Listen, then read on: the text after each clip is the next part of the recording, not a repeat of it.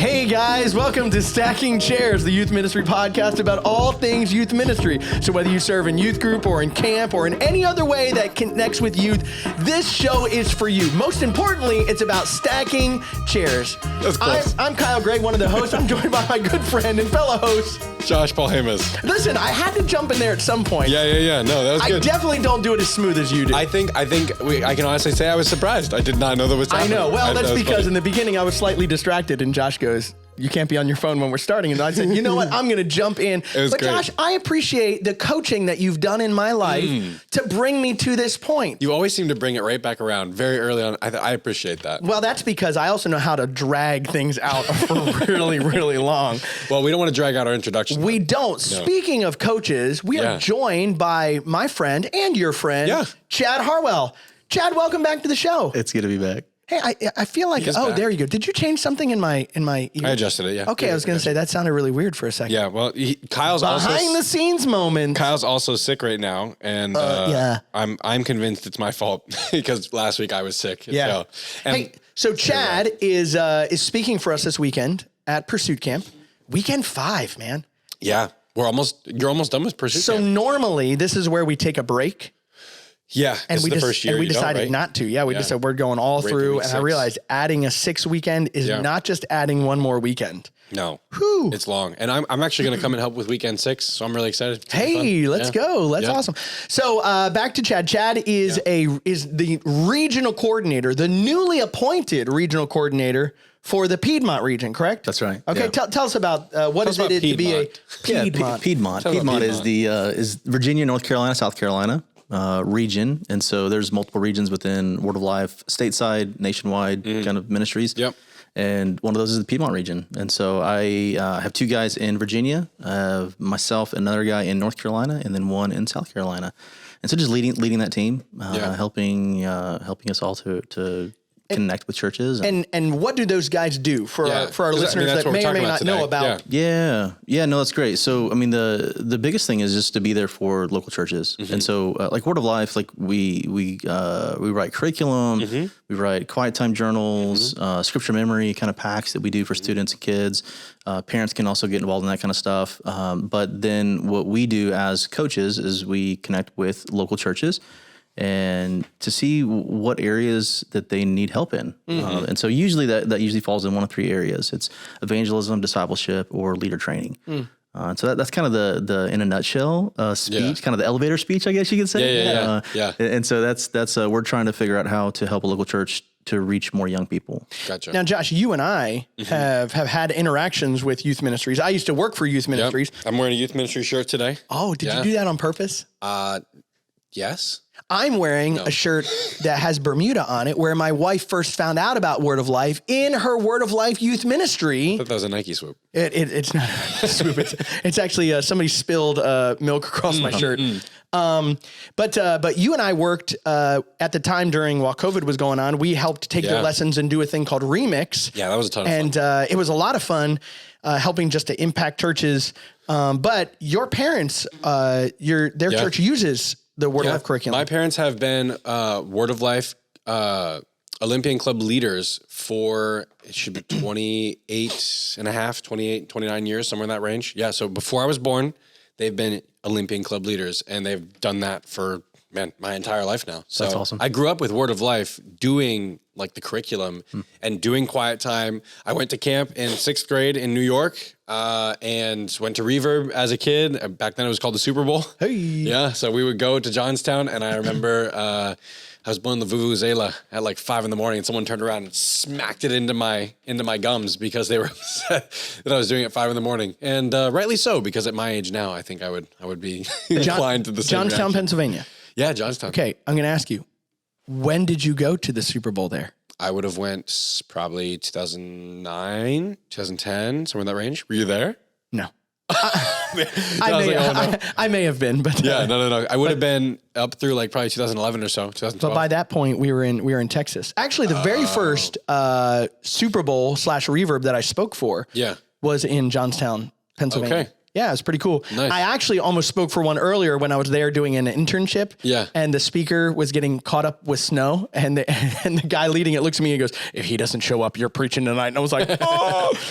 So Olympians, youth ministry. Yeah. First of all, what is Olympians? Yeah, Chad? that's a great question. Yeah, walk us I was through actually going to say that that's how I got connected with Word of Life. That is It was true. actually through Olympians. Yeah, okay. Yeah. So that's just one of the ministries that we have named Olympians. This is the elementary age ministry, and so we have three ministries that we really focus on that we write curriculum for.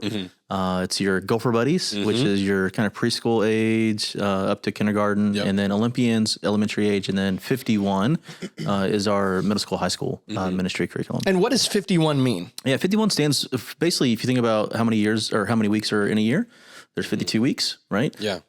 Every single youth ministry, every single church has typically 1 week out of the year that they have like a mission trip focus or a camp focus. Hopefully they're coming to the most wonderful camp in all the universe. Absolutely. We'll River Valley Ranch.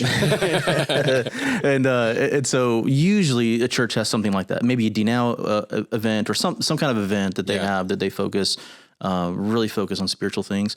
Well, but what we want to do is come alongside the other 51 weeks out of the year. So we create curriculum, the quiet times, that kind of stuff to help those churches continue on ministry. Yeah. And really, it shouldn't just be 1 week, right? Yeah, That kind of spiritual high that kids get at camp, they should be able to have that kind of continue out through that the entire year. And so that's what we want to try to help. So one interesting thing that Word of Life offers, and on top of the curriculum itself, is the part that we talked about early on, which is the coaching side, or I mean, what's the term exactly of what you and your team are doing? It's kind of a unique thing, wouldn't you say, in the area of like church, parachurch organizations and ministries, parachurch being, if you don't know, like Coming parachute. alongside of a church. Yeah, come alongside a church. And that's what Word of Life is, and that's what we do. Well, and it's gone through some different iterations and changes over the years. Yeah, no, it absolutely has. When I was back, we were just called area missionaries. Then we were called youth consultants. Now you're youth ministries coaches.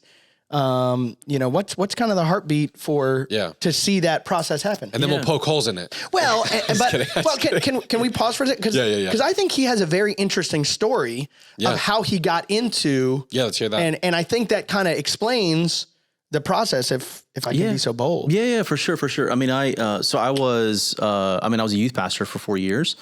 And never heard of Word of Life. I was in Texas. I served in a church west Fort Worth. And absolutely loved it. Thought I was going to do that for the rest of my life. God changed that direction by a pastor telling me that he did not think that I was supposed to be a youth pastor anymore at that church.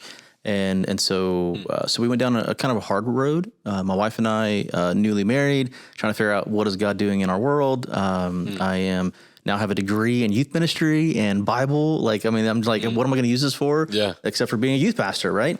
And so that's really what I thought I was going to be doing forever. When God closed that door, we went back to the church that we grew up in, my wife and I, and we just started to heal. There was a healing process that happened for about a year. And my wife got pregnant, praise the Lord, for our first. And that's exciting. And God grabbed a hold of my heart again and just reminded me that he had called me to ministry. And so I went to the guy that was over our children's ministry and was like, hey, let me help. Like, whatever it is that you want me to do, I'll do. And he said, well, there's this group from Word of Life, like these two guys, Chris and Kyle, they're going to be sharing. No way. Yeah. I didn't know that. Yeah. Sharing this ministry called Word of Life. Why don't you come be a part of this? And so me and another guy went, hung out with Chris and Kyle, the Kyle, that's right here. The Kyle. And Chris Smith. Chris Smith. He is now in Indiana. Chris Smith. Yeah. And so great. It was an amazing time of just fellowship, hearing the heartbeat this ministry had. After we went and visited a kids ministry, that we didn't learn anything from. It's a horrible experience. But it was fine though. It was fine. Like, pause on the backstory. What's that? So this is a brand new church. Yeah. They were like just on the, like I tried to have like circles of like, hey, here's this close circle. You get a lot of, and then as the circles go out, you have less and less involvement because you're not as close to them. Well, this one was like on the far reachings, and I think they were about 2 hours out, which honestly isn't that far. There's some guys that are working with churches that are 3-4 hours. But I was starting out. I was trying to figure out this thing. This church called me, said, hey, we're really, really interested. We found out about you guys. We started a ministry. And they were like, anytime I talked to them, man, they were blowing and going. They were doing awesome. Yeah. They were like really, really excited. And so when these guys called us up and said, hey, could we see a ministry? I'm like, oh, there's no other church to take you but this ministry. We went up. Well, to my fault, I had not contacted them in the last, it had been a couple months. Yeah. It had probably been 6 months since I had connected with this church, to my fault. Okay. Sure. But the first 6 months, man, everything was going good. Everything was going awesome. We showed up and they did not teach a lesson. They were like, hey, just so you know, we stopped doing quiet time.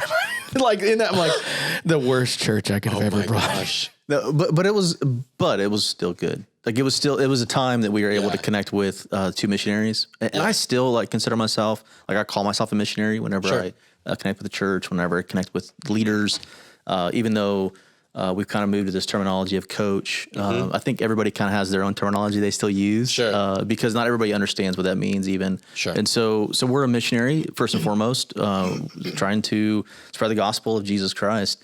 And believe that the church is the mode and the method that God wants to reach the world through. And so that's really why we come alongside the local church. And so we connected as Olympian leader, well, as just church leaders, just kids leaders, and fell in love with the heartbeat that Chris and Kyle had, fell in love with the heartbeat that Word of Life had.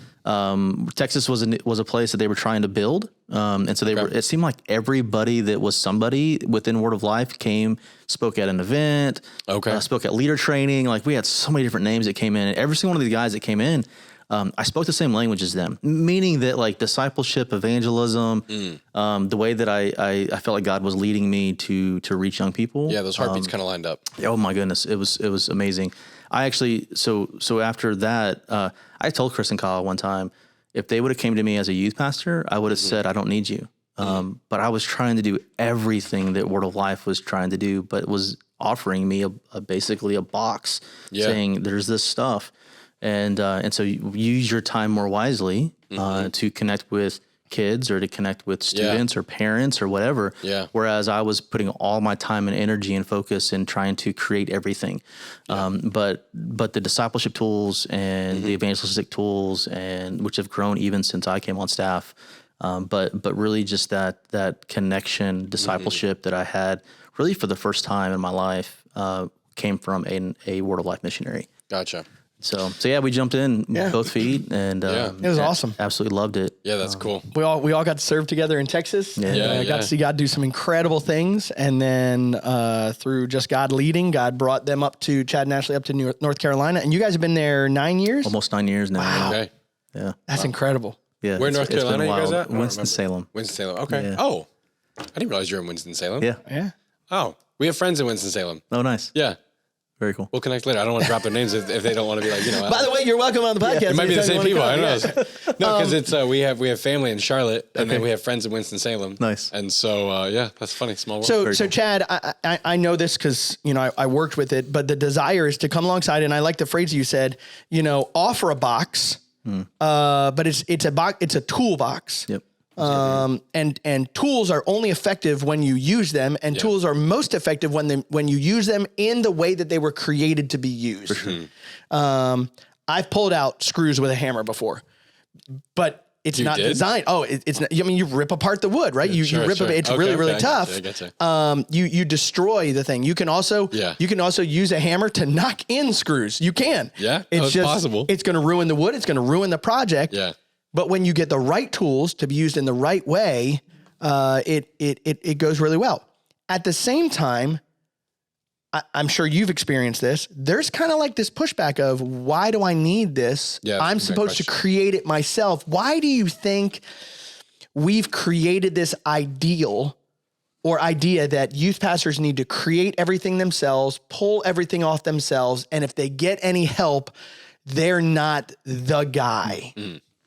Yeah, I think that's a great question, and I think there's probably multiple reasons for that. Sure. One of the reasons that I know that we saw being in the Metroplex there in Texas was you had multiple seminaries that were solid seminaries. They were right there in the Metroplex, and people coming out with degrees that say youth ministry on them. Yeah.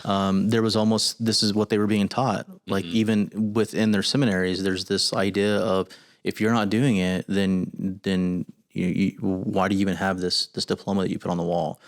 So I think that's some of it. Like there's some of it like this almost kind of like, hey, I have a degree to do this. I should be doing this. And then I think there's even some leadership. Like I've heard pastors tell their youth leaders or even their children's leaders, like, this is what we pay you to do. Like we pay you to actually do this. And so I think there's those two things that sometimes, I think just cloud, really the benefit of somebody like us that comes alongside, just to be able to be there to help. And so like, I have friendships with guys. Like I don't close doors, like just because somebody's like, oh, I can't use your curriculum. Like that's not that to me, that there's something more that happens, being able just to be there. Yeah. You still build relationships with them with people who don't use the we word definitely curriculum. try. Gotcha. Yeah. It's not always like people don't always continue to leave that door open. But those doors that stay open, most definitely, man. Like just because a church says, hey, we can't buy into curriculum, or we can't buy your quiet time books, devotionals, whatever. That's not a shut door for me. Walk me into your philosophy in that. So the philosophy answering the question of, is that a sale that you're trying to cultivate, or is that a relationship you're trying to cultivate? And if you're trying to cultivate that relationship, why? Yeah. What's the benefit to you? So to me, the benefit, and this is really the benefit of coming on staff with Word of Life from the very beginning, was that I saw that if I could impact another church other than just the church that I was a part of, right? So I was working in kids ministry. The pastor wanted to hire me to be the kids pastor. I saw that church as an opportunity to minister and to impact Arlington, Texas, right? Yeah.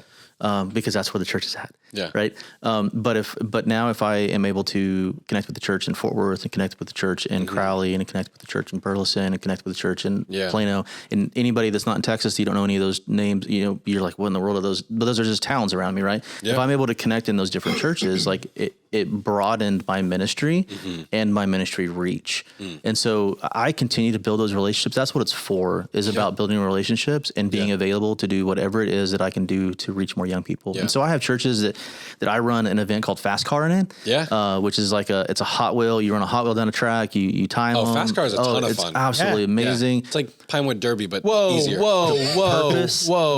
purpose of it is evangelism, right? Yeah, the purpose of it is evangelism. And so I will connect with churches to do a Fast Car event because I know that I can have an impact and a ministry reach in that church and that community. Yeah. Well, but that's one of the things I've appreciated about is I'll tell guys all the time, listen, we want to help you to accomplish what you value. Yeah.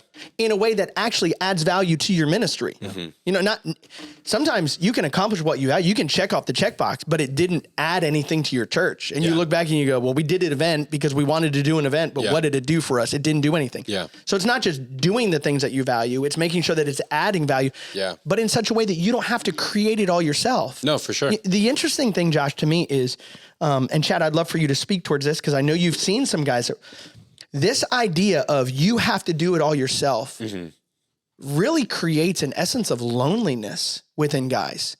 It could. I can definitely see that. Because sometimes I've when I first showed up to Texas, we would talk to guys and I would say, I'd hear about all these guys that do this youth pastor networking. I want to connect with this church. I want to connect with this church. Hey, you'd go up to these areas. We have a youth pastors network. And when I started going around, I would hear guys say, yeah, they used to do that around here, but something happened.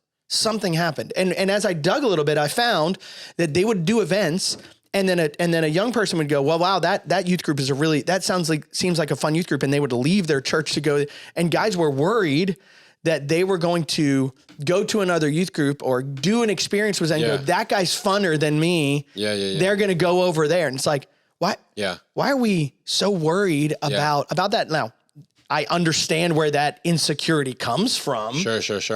But I think we silo ourselves off. Now I've lost accountability. Sure. I've lost networking. I've lost the opportunity to put on something bigger and better than I can do myself.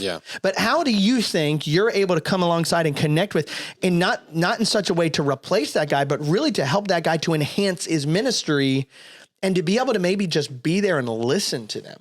Yeah, I think that's the key, because I'm an outside guy, and I I don't have another youth ministry that I'm trying to build. Yeah. And so I'm there for all youth ministries or all children's ministries in the same way. And so it's neat when I'm able to share with a youth pastor, hey, this is what this guy's doing. And I saw the same struggle that you're having here, but this is how they fixed it, or this is how they changed, or they kind of made some minor adjustments or whatever it may be. But I think it's really just a matter of I mean, there's definitely, and this is going to sound, I don't know, I don't even want to say that.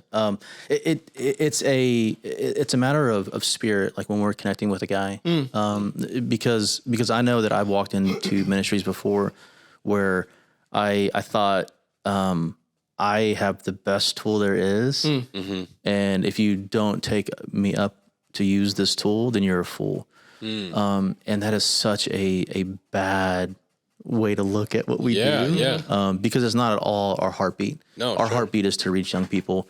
And if there's any way that I can serve a pastor, youth pastor, church, children's leader, whatever, then that's what I want to do. And so I think there's been moments in my life where I've been super prideful and thinking, man, I got this. Like we have all the answers for you. And yet we jump to the conclusion of you need everything in this box right now. And instead of listening, and instead of really hearing the heartbeat from those guys that are on the front lines. And that's, I mean, to me, it's what works about it is when we do come in with that kind of humbleness of saying, hey, we're here for you. And they really hear that and they can understand that because we're not just pushing an agenda. Yeah, you're not pushing like a sales pitch. Yeah. Well, and it's not necessarily even a plug and play. Like you have to use everything and you have to use everything in this way. Yeah, I mean, even so, like I look at our youth group. So I don't know if I really preface this with you. I'm a youth leader in my church, and then I work with my youth pastor Matt, and love working with Matt. He's fantastic. We don't use Word of Life curriculum though. And we've talked to, like, he's talked to, he's talked. You don't? Yeah. I'm sorry. This changes everything, Josh. This show's over. No, so we've talked to our local area missionary here, and it's just not something he wants. He partners with a lot of other local churches. We do once a month. We have another church come in, and we like share youth group, and we do it together. And he does that part really well, and he loves digging into the Word and building his lessons and connecting with the guys, and he's really intentional about all that. And but we tried camp and we've tried other things. Like we've tried other things. That's the nice thing about Word of Life is that, yes, you have the curriculum here. Yes, you have the missionary here and we connect. He's still able to connect with him and, in passing and stuff and like what you do. But then we also have these other options out here. We have other things that are available. And I think that's what I love about what you guys offer.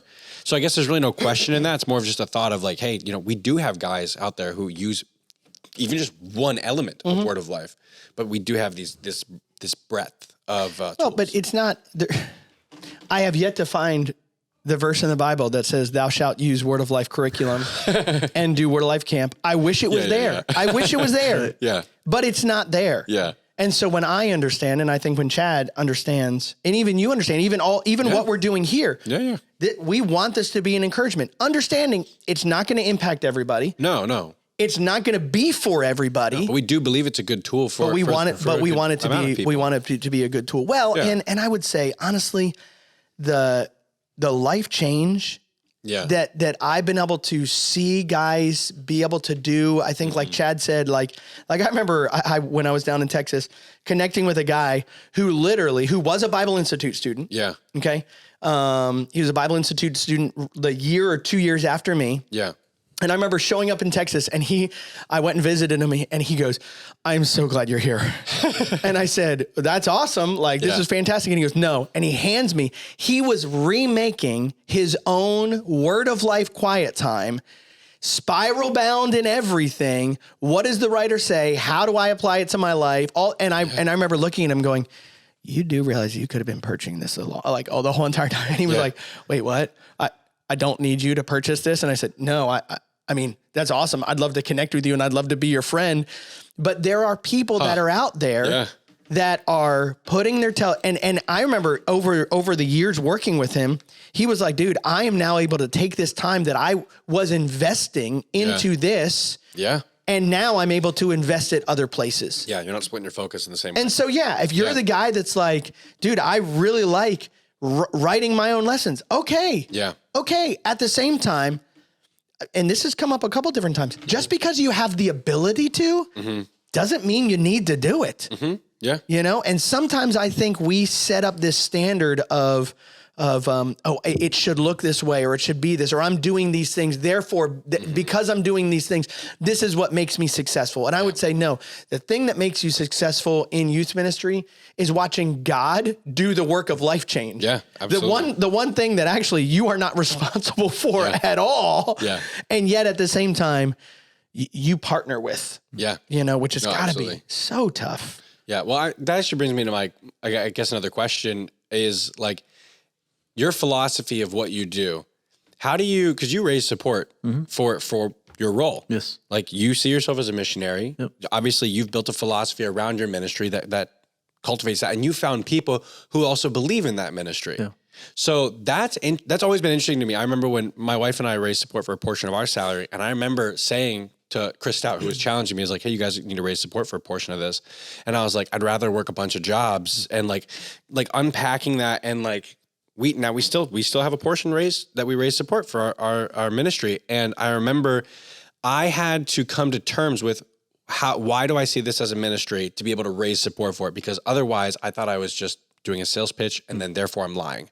So obviously, and this sounds like a really terrible setup for it, but how do you see your ministry, and what's your philosophy that you present to your supporters and say, hey, this is come alongside me and help me with this. What's that look like? I'm just curious. Yeah. It's life change. Yeah. Is really what it is. I mean, it's, if I can help a church, reach another young person. Yeah. If I can help a church to disciple one more young person. Yeah. If I can help a church to train a leader to do both of those things. Yeah. Right. Like that is life change that I'm seeing happen. And so that is the stories that I have of Lee that discipled Trevor for 6 years. Yeah. And every single year, like their relationship grew.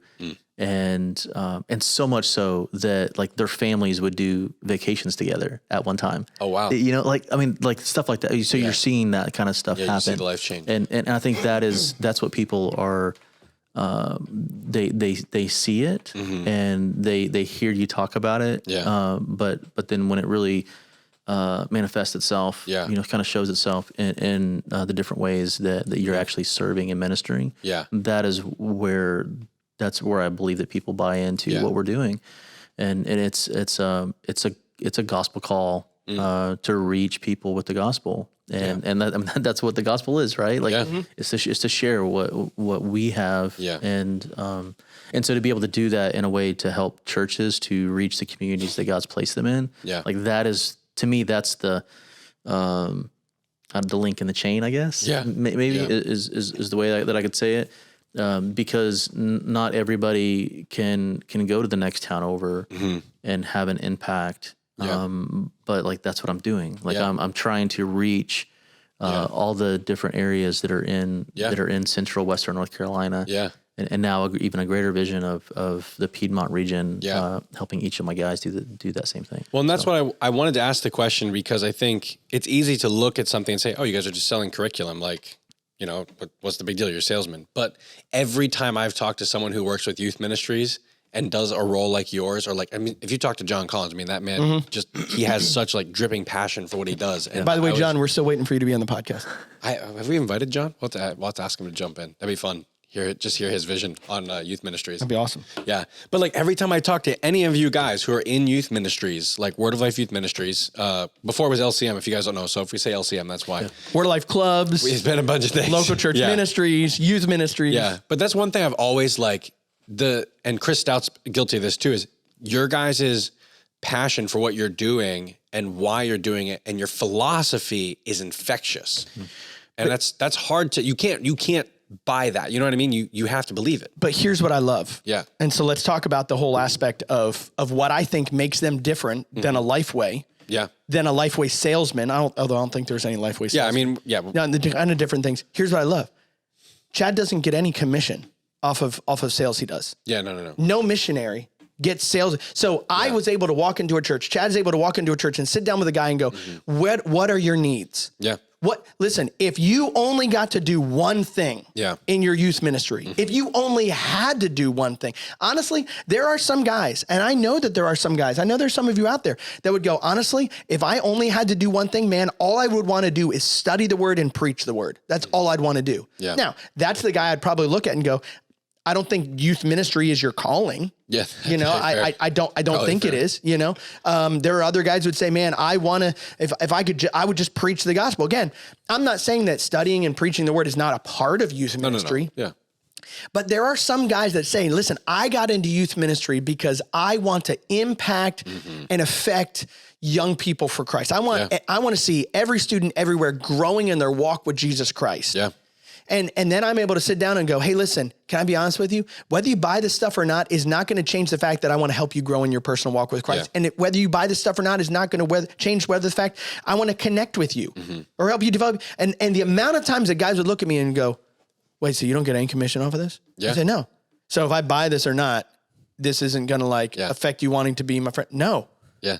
Like that was the biggest point to me that let me say, hey, I care about you and I care about your youth ministry. Yeah.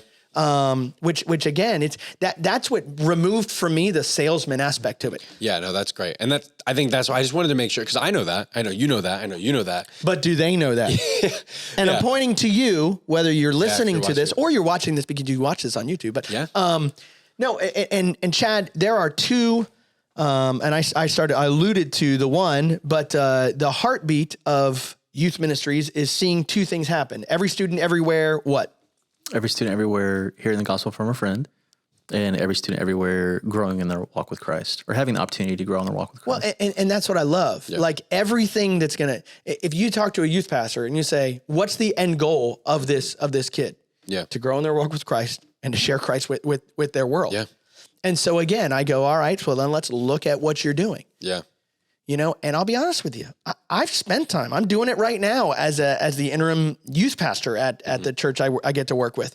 And it's tough, man, having to go, all right, and I'm not even in there full time. Yeah. But to go, all right, how do I now add in scripture memory? How do I now add in quiet time? How do I now add in this and that? Yeah. And either I've got to recreate the wheel myself. Yep.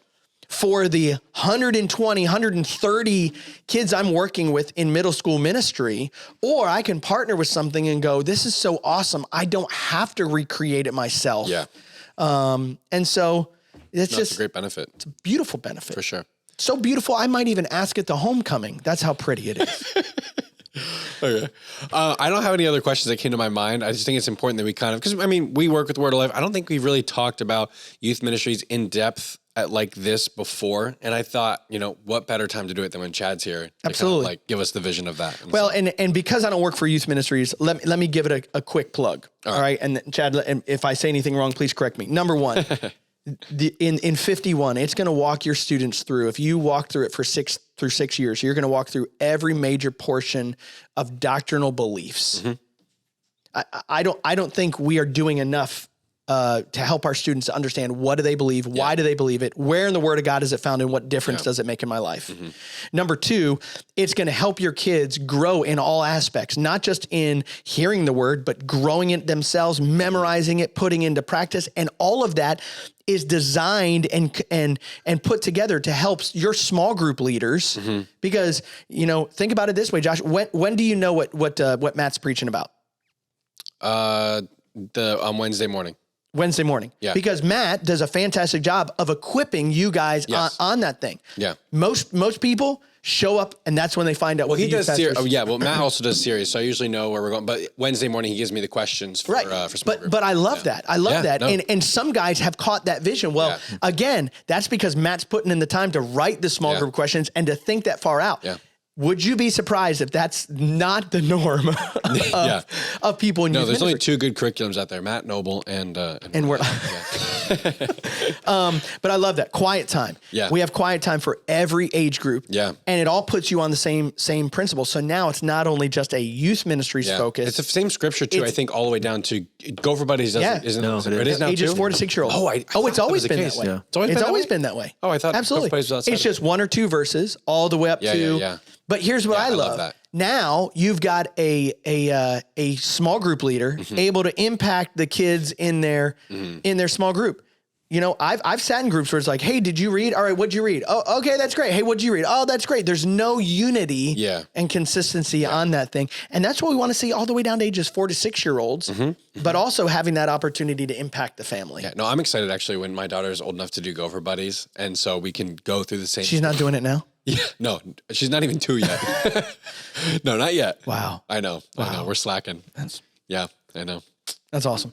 No, Hey, Chad, give us your, what's the question that you ask the guys to think about when you first interact with them to have them think, you know, of whether or not they need youth ministries. Does that make sense? Yeah. Yeah. I mean, I think one of the questions that I usually ask is something along the lines of, what is one thing that you would like your students, middle school, high school, to be doing, or how would you like their life to look? Something along that lines after they graduate high school. That's probably one of the biggest ones that I usually go to, just to kind of get their heart. You find out their heartbeat. Yeah. You kind of find out what they're looking at, what they see as success, so to speak. Yeah. In a middle school, high school student.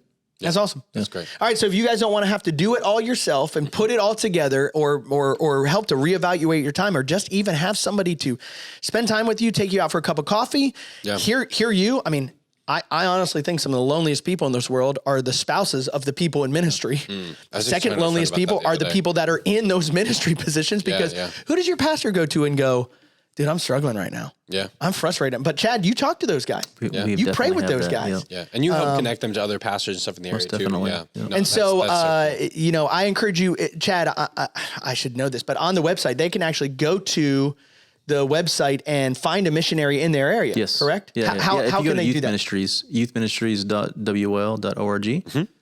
Is you go to that site, and that site has lots of different what do you call them, techie word, like the buttons and website drop downs, The hamburger, all that kind of whatever. So there's several of those on top, and one of those can actually lead you to missionaries, and then they can actually get trial lessons at Teacher Source. Give us a plug for that. Yeah, teachersource.life. If you go to that, you can actually sign up and get 4 lessons for Gopher Buddies, 4 lessons for Olympians, and 4 lessons for 51 Ministry. That's awesome. For free. That was great stuff. Awesome. Yeah, and we're building more. We're going to tell you guys about something that we're working toward here at the end of the show. But for now, I think it's time for small group. Gotcha. Oh, that was good. Oh wait, hang on.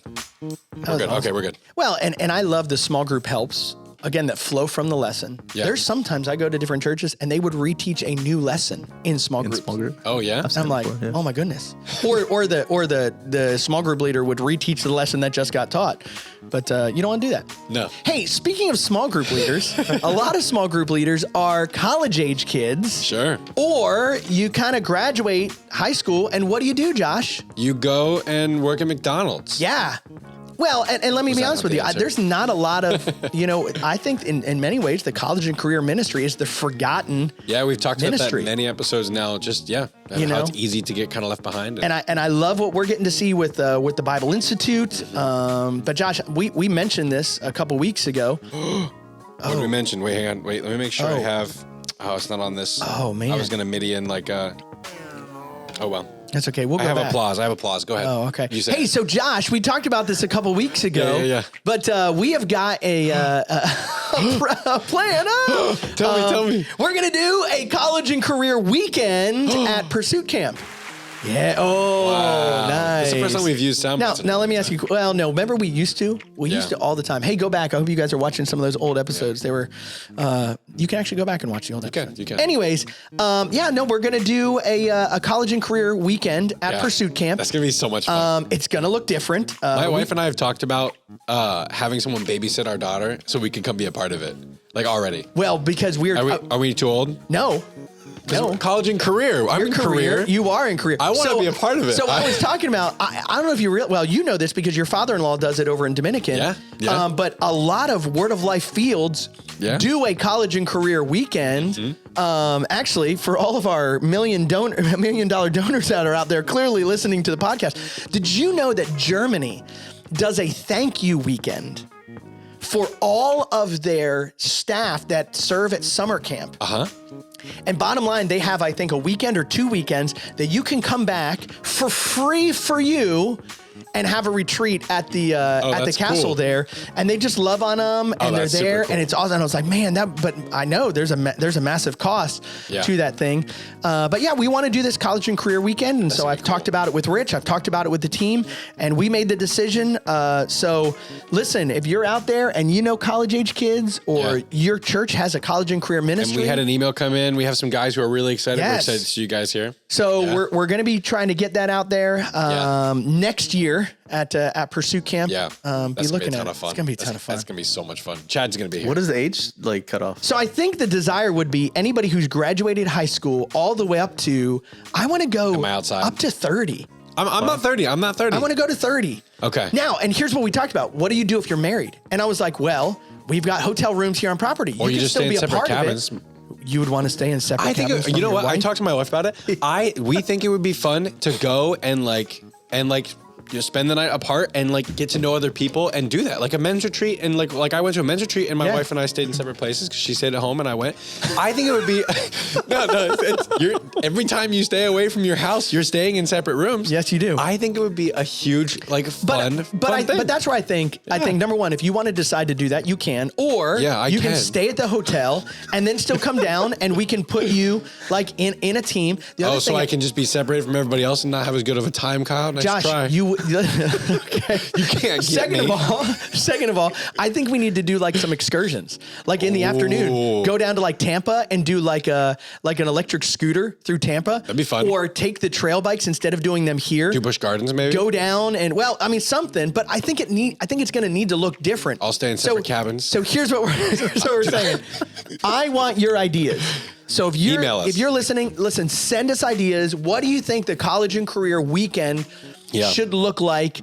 I'd be fine if you wanted to get a copy of our current Pursuit Camp schedule and then throughout there. Listen, when I was in Germany and they did this weekend, they did a couple more seminars. They did a couple, just worship jam sessions that were out there that I thought, Well, you don't have the same curfew that you do when you have a bunch of kids. Yeah, 2 a.m. go to sleep. No, but they do it in the DR. You're out there, everyone's playing guitar, they're talking, having a good time. 2 a.m. Yeah, it's so much fun. I went that one time when we were down there for it, and it was. Did you stay in separate cabins? Mela and I, were we married at the time? We had. I hope if you weren't married, you stayed in separate cabins. Yeah, obviously. No, we were there. I think we were there. We had been staying at the camp there for a season anyway. Mm-hmm. I'm not sure where. I think we stayed in the same room, but here's my thing. I know that there are other events out there, but really outside of Passion. No, this is the event there a lot for me. Of things? I don't think you understand. I'm so excited. Awesome. Genuinely. Awesome. I'm genuinely so excited. Chad and I are gonna get a cabin. You come in our cabin. It's gonna be a ton of fun. I'm gonna be the camp director. Forget it. Have someone else do it. You know what? Forget it. Have the kids do it. Josh, I just turned 31. Chad, are you 31? I've been 31. Yeah. For a while. Yeah. Once before. Well, and we also have, before we end up here, we do have another thing that we're working on, a community thing that's coming down the pipeline. I can't say much more than that for now, but keep your ears eyes open. Take your ears off. Yeah. And just some exciting coming, so be on the lookout for that. Listen, we're trying to create a community. Yeah. Again, guys, here's the deal. We're not trying to tell you how to do ministry, but just give you tools, give you resources, give you ideas. But we want to hear back from you. Yeah, please email us. Please like and subscribe and share, but also give us feedback. Yep. StackingChairsPod at WOL.org is where you can reach us. Absolutely awesome. Hey, Josh. Thanks for doing this episode. Yeah, it was fun. Chad, I accidentally messed up the music. That's okay. I don't think the music plays live, does it? No, that's what I messed up. So I can't adjust it later. So if it's too loud or too quiet, let us know. Hey guys, this has been Stacking Chairs, a youth ministry podcast about all things youth ministry. Don't forget to like, subscribe, share, but most importantly, Oh, It's my turn. It's your turn. You did it Yes. for the opening. All right. give me Hey a second. guys, All right. we love it. Thanks so much for joining us. We'll see you later. And always remember to Stack those chairs. That was terrible.